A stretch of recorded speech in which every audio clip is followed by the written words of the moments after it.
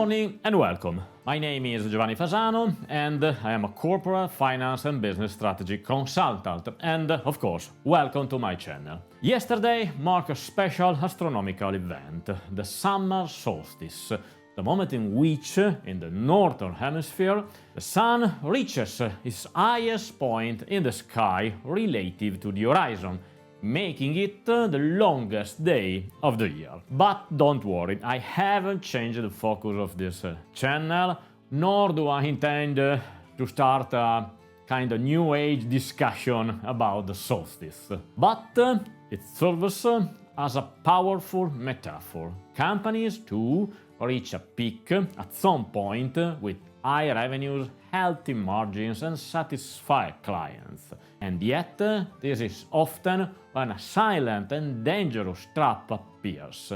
The absence of renewal, the deadly mindset of we are always done it this way. But from today onwards, the days will start to shorten. Just slightly, at first only astronomers will notice. But within a couple of months we will have already lost hours of daylight, and the change will be obvious to everyone. This video is not aimed at startups, but a medium to large businesses. It's a wake-up call for companies as well. The moment of greatest stability can mark the beginning of phase of decline unless it is actively managed. In today's video we will explore the typical dynamics of enterprises that are too successful to change, the subtle and often ignored signals of a latent decline, 3 strategic levers to renew your business model, and final reflection of the symbolic and practical meaning of the solstice for business leaders. All of this after our intro.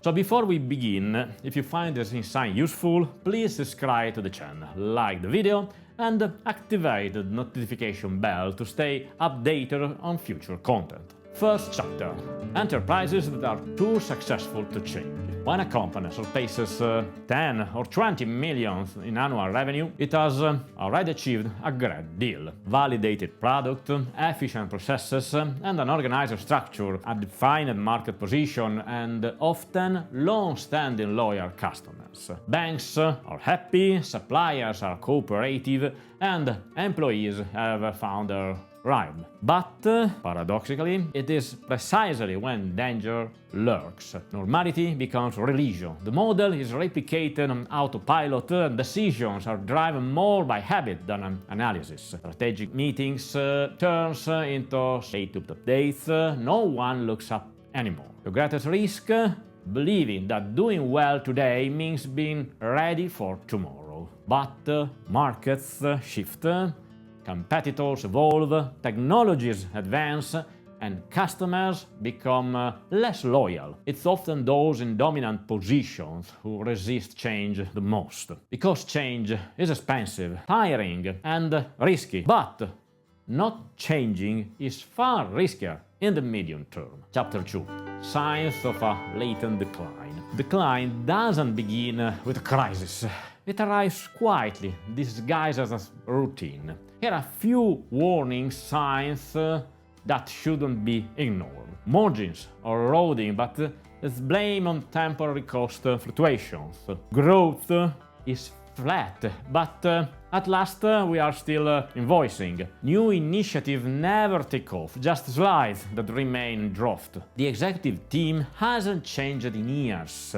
No external input, no new challenges. The second generation is present in the company, but not leading, or worse, is disinterested. Commercial relationships are stable, but always with the same partners.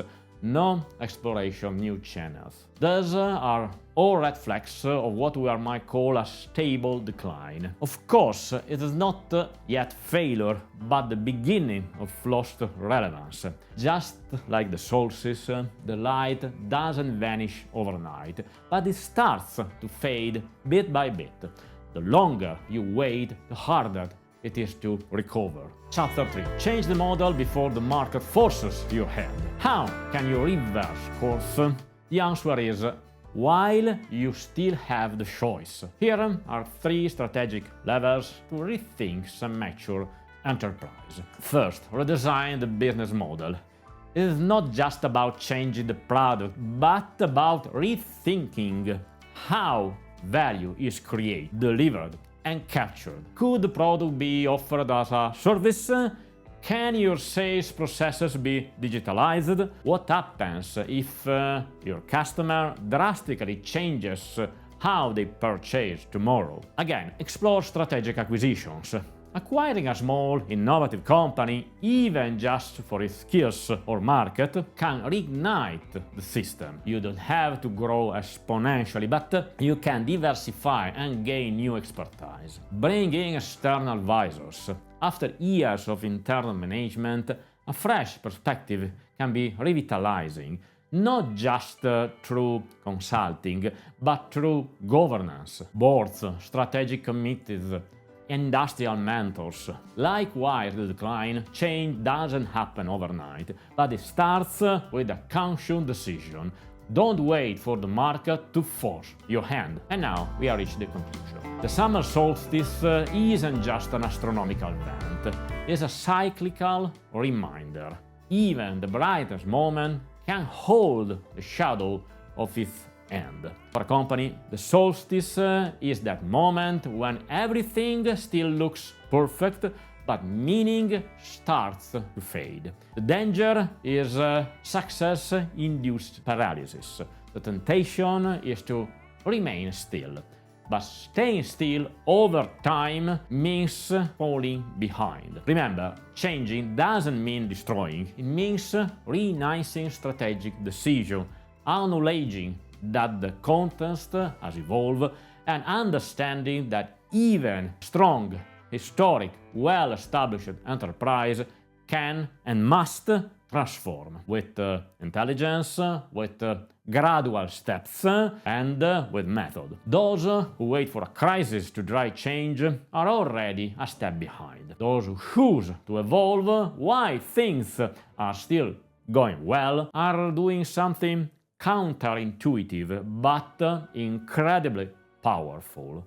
They are buying themselves time, resources, and clarity to do it right. So the longest day of the year is the perfect moment to ask a simple question. Are we still growing, or we are just coasting? If the answer isn't clear, maybe it's time to start building again. That before the market forces us to. See you next week.